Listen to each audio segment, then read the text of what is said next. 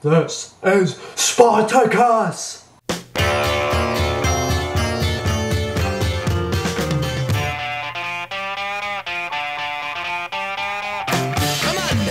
That's right.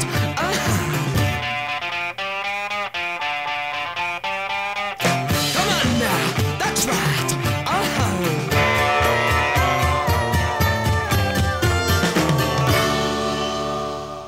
Yes, I know there's a new 300 movie coming out next month. Yes, I know it would have been more appropriate to use that joke for reviewing that movie, but let's move on. Spartacus is one of those famous historical epics from the 1950s and 60s. This one in particular is directed by Stanley Kubrick, who's better known for films like 2001: A Space Odyssey, The Shining, and Full Metal Jacket. The film stars Kirk Douglas in the title role as the slave-turned-gladiator Spartacus, who leads a rebellion against the Roman Republic. This was at the point before they were an empire. Now today we have stuff like the superhero genre, where there's just so many superhero movies coming out. Back in the 1950s and 60s, one of the biggest genres was the historical epics. And when I say biggest genres, I mean big. These kinds of movies would usually be very expensive, gain critical praise, as well as several Oscar nominations or wins. Oh, and also they were very, very long movies. Usually with an intermission in the middle, but long nonetheless. In 1959, MGM had the epic Ben-Hur starring Charlton Heston that took home the Oscar for Best Picture. In 1962, Lawrence of Arabia starring Peter O'Toole was released and took home the Oscar again for Best Picture. Spartacus was released in 1960 and might be considered the odd bunch of the group.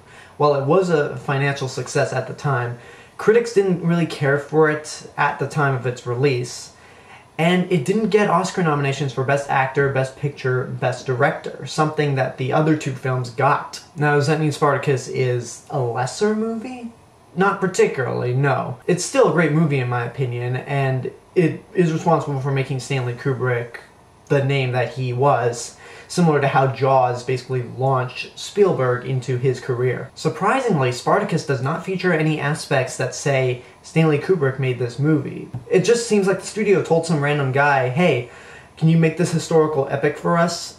Because there really aren't any aspects about Spartacus that say Stanley Kubrick directed it. And I know Jaws was Spielberg's big break, but when you watch that movie, you know there are points in the movie that say Spielberg directed this. But again, just because it doesn't feel like any of his other movies does not mean it's bad. The biggest strengths are from the performances, from the entire cast, the music by Alec North, and the fantastic cinematography. I mean, there's a shot right when the rebellion starts, where Spartacus and his men are riding through the hills, and in the background you see this beautiful mountainside with smoke coming out of it, as if they've set something on fire.